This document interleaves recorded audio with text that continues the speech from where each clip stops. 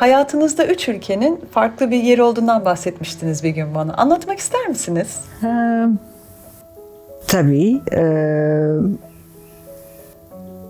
Tekrar aynı şeye geleceğim diye bazen istemiyorum, rahatsız etmek istemiyorum ama o zor dönemi atlatmak için dediğim gibi birçok şeye başvurdum. Bir tanesi de channeling man dedikleri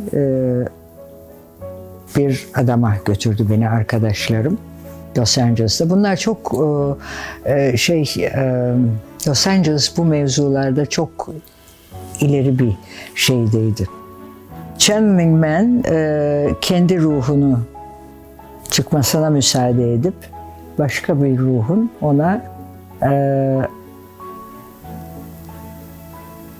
haberler, bir şeyler söylemesini gerektiriyordu. Ben bunları yaparken Ercüment de haklı olarak çok endişeleniyordu.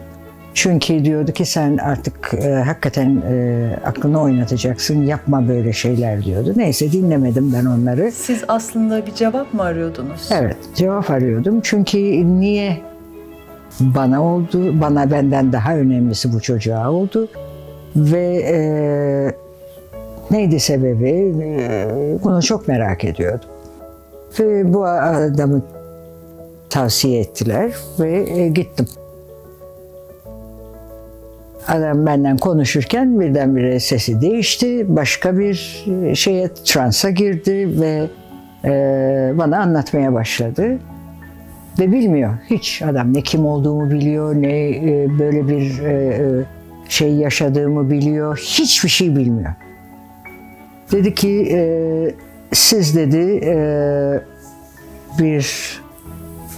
buranızda dedi böyle elinle de göstererek bir bomba patlamış dedi.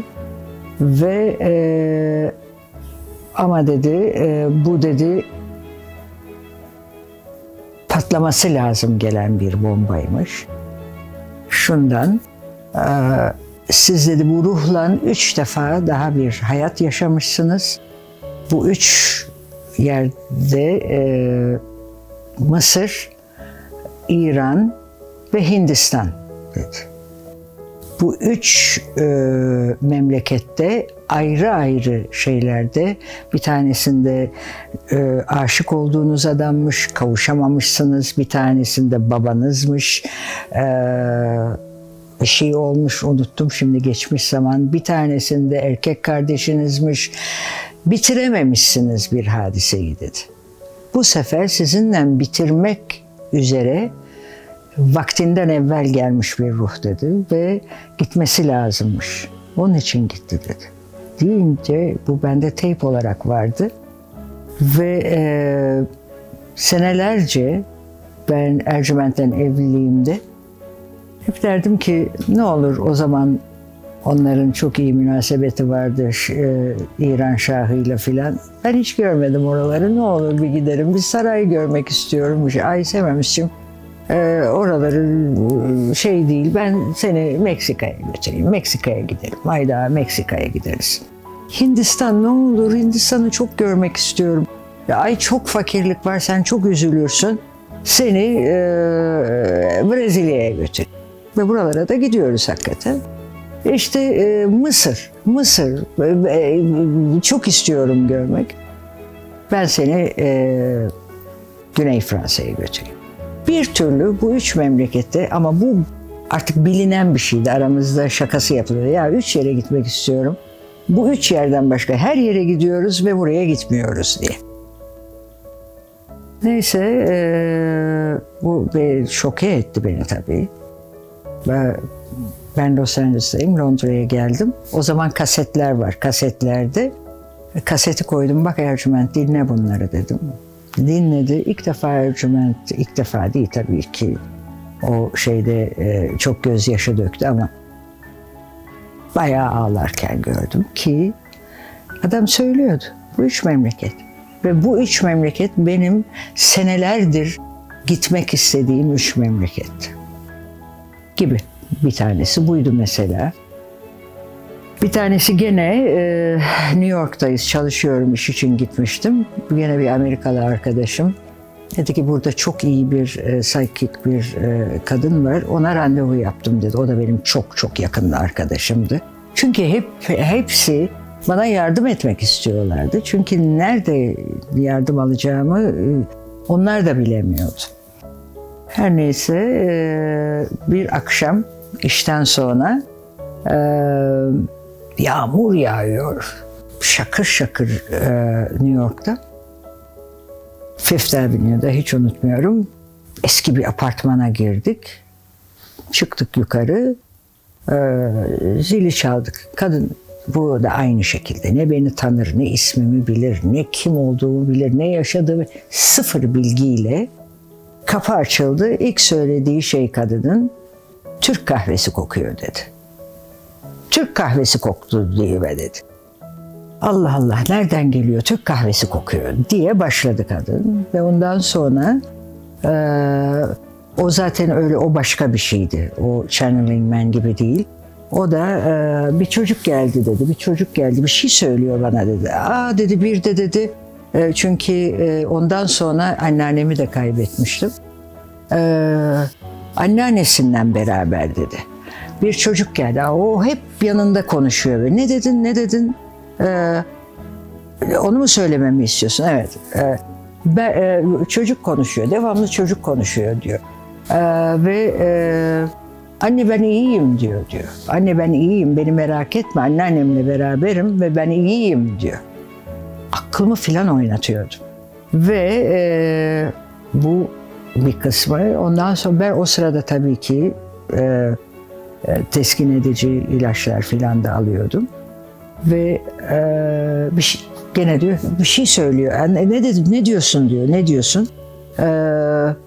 Anne ilaçlardan uzak dur. Ben iyiyim diyor dedi. Aklımı filan oynatıyordu. Yani böyle şeyler de var. Astrolojiye inanıyorum.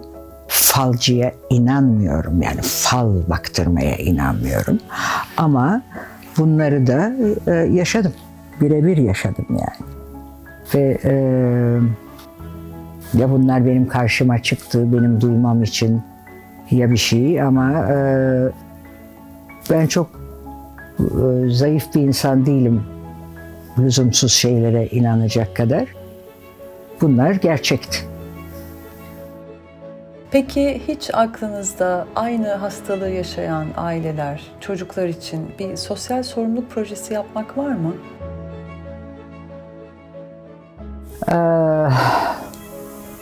Çok şöyle bir şey var. Ben tabii ki atlattım. Yani tabii ki çok daha iyiyim bugün. Ama ben bir gruba dahilim ki hala tam yüzleşemiyorum. Onun için de oraya tabii ki birçok yardımlar yaptım. Hatta evlenirken bana hediye alınmamasını ve eşimden bu çocuklara yardım edilmesi için bir bağış yapmasını rica ettim. O da yaptı. Ama kendim yapamıyorum. Ben o zamandan beri birçok şeyi yapamıyorum. Peki, o zaman biraz da güzel şeylerden bahsedelim. Tamam. İç güzellik deyince aklınıza gelen ilk isim kim? İç güzellik deyince aklıma gelen isim. Tabii ki var içi güzel çok insanlar. Ama benim tanıdığım böyle isim şey yapmak gibi olacak ama değil. Audrey Hepburn. Onunla tanışma ve onunla bir vakit geçirme imkanım oldu. Ve benim için içinin güzelliği dışına vurmuş bir kadın tanıdın mı dersen evet odur. Müthiş güzel bir kadındı ve o güzelliği ki ben onu bayağı yaş aldıktan sonra gördüm. Ama inanılmaz güzeldi ve o güzelliği onun içinden fışkıran bir güzellikti. Hani o mu o? Ne zaman tanıştınız Audrey Hepburn'le? Audrey Hepburn'la Los Angeles'tayken tanışmıştık. Ve beraber olduğu hayat arkadaşıyla. Orada da bir sohbetimiz, güzel zamanlarımız oldu. Ama sonra, seneler sonra onu bu YPO'nun toplantısında, bir YPO toplantısında gördüm. Genç iş adamları toplantısında konuşmacıydı. Dedim ki bu kadar sene sonra Audrey beni yani hatırlar mı, hatırlamaz mı? Gulu vardı yanımda. Ben Ercüment'le beraberken tanıdım onu. Ondan sonra tanır mı, tanımaz mı? Aa dedi Gulu, tanıyorsan niye gitmiyor, niye merhaba demiyorsun filan. Yanından geçiyoruz. Benim dememe kalmadı. Eşi gördü beni. Semiramis diye. Ondan sonra orada çok güzel birkaç gün geçirdik. O son görüşümdü. Yani yollarımız kesişmedi tabii. O zaman ben Los Angeles'ta yaşıyordum. Sonra bu da Meksiko'da oluyor. Meksiko'daydı o toplantı. Görüşelim filan. Tabii ben Londra'da oturuyorum. Hong Kong'da yaşıyorum yarı hayatımı filan. Öyle kaldı. Ama gördüğüm içi güzel kadın, hani bilinen bir kadın Audrey Hepburn. Allah rahmet eylesin. En son röportajınızda güzellik ve estetikten bahsettiğinizde çoğu takipçinizden çok olumlu ve size hak veren yorumlar gelmişti. Arada o zaman neden estetik yaptırdın diye soranlar da olmuştu. Sizin kaç estetiğiniz var? Valla benim kaç tane estetiğim var? Benim çok estetiğim yok ama çok dokunuşum var. Şöyle ki ben bir defa büyük ameliyat oldum. O da 50 küsur yaşlarındaydım. Yüz germe ameliyatı oldum. Onu da Amerika'da oldum. Çok tanıdığım bu Jacqueline Onassis'i yapan doktor beni de yaptı. Benim de ameliyatımı yaptı. Hatta dedi ki Semiramis Hanım dedi ne kadar dedi kemik yapınız benziyor. Ben kendimi çok benzetmem. Çok da beğenirim ayrı mesele ama benzettiğim bir şey değildir. Ve onun dışında ufak tefek dokunuşlar yani botokslar, minicik oradan almak, buradan vermek gibi birçok o kadar yani tabii ki oldu. Olmaz olur mu? Benim şimdi onların itiraz ettiği şey şu. O zaman niye siz oldunuz? Ben şuna da inanıyorum biliyor musun? Çünkü maalesef günümüzde estetik ameliyatın maksadı değişik bir durumda. Şöyle ki eline beğendiği bir kadının resmini alıp ben buna benzemek istiyorum. Bunu benim bütün doktor arkadaşlarım, benim çok yakın arkadaşlarım var bu işi yapan doktor arkadaşlarım var. Onlara diyorlar ki ben böyle olmak istiyorum. Olamazsın. Kimse kimseye benzeyemez ve bunun için ameliyat oluyorsan olmaman lazım. Benim itirazım iki şeye. Bir tanesi bu. Ama kendini düzeltmek yani kendini iyi bir şekilde tutmaya karşı değilim. Çünkü insan ilk önce sabah kalktığı zaman, kendini gördüğü zaman iyi bir şekilde görürse kendini iyi hisseder bir kadın. Kendini iyi hissettiği zaman da etrafa iyi bir şeyler yani etrafına, dünyaya iyi bir şeyler yapmak ister. Kendini kötü hissettiğin zaman iyi bir şey yapmak ister mi canın? Hayır. Ama iyi hissedersen benim itirazım şu. Bir, çok erken yaşta dokunuş yaptıran genç kadınlar ki maalesef sonunda hepsi birbirine benziyor. Benim itirazım buna. Yoksa estetik yaptırmaya bir itirazım yok. Tabii ki imkanı olan her kadın daha güzel, kendinin iyisi, kendinin iyi zamanının görüntüsünü tutmak için imkanı olan herkesin bunu yapabilmesi lazım. Ve bunu bir problem olarak görmüyorum ben. Benim söylediğim bu. Yoksa estetiğe karşıyım ama kendim estetik yaptırdım. Bu konu değil yani. Anlatabiliyor muyum? Onun için ben onu demek istedim ama bazen insanlar duymak istedikleri gibi duyuyorlar. İşte maalesef iletişimde böyle bir problem var. İnsanlar kendi duymak istediklerini duyuyorlar. Söyleneni değil. Benim söylemek istediğim buydu. Peki hangi özellikler ve nitelikler bir insanın iç güzelliğine katkıda bulunur sizce? Kendini iyi şeylerle donatmak. Yani iyi huylarla donatmak. Kendini bu dünyanın pisliğine karıştırmamak. Ben öyle diyorum. Bu dünya çok temiz değil. Maalesef çok güzel insanlar olduğu kadar belki de olduğundan fazla çirkin ruhlar da var. İşte gene ruhlara geliyoruz oradan. Herkesin bir vazifesi var buraya geldiği zaman. Bitiremediği bir işi yapıp gidecek gibi.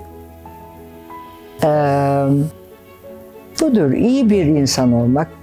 Yani yalnız kendine, ailene, yakınlarına değil, dünyaya faydalı olabilecek halde olabilmek ve öyle tutabilmek kendini. Peki siz kendi iç güzelliğinizi nasıl geliştirip daim tutuyorsunuz? Biliyor musun, ben her gece günün filmini seyrederim. Nasıl diyeceksin? Şöyle, ben her gece yatağa yattığımda o günün nasıl geçtiğini film gibi geçer gözümün önünde. O gün yaptığım iyi şeyler, yaptığım yanlışlar, bir daha tekrarlanmasını istemediğim davranışlarım, bütün bunlar geçer. Bazen olur o davranışlar, bazen olmaz. Ama onları ne kadar az ve yok hale getirebilmişsem günde, o günün filminde benim için o kadar huzurlu bir uykuya giriş olur. Ve zannediyorum bunun çok faydası oluyor. Her gün benim için her günün bir film şeridi var.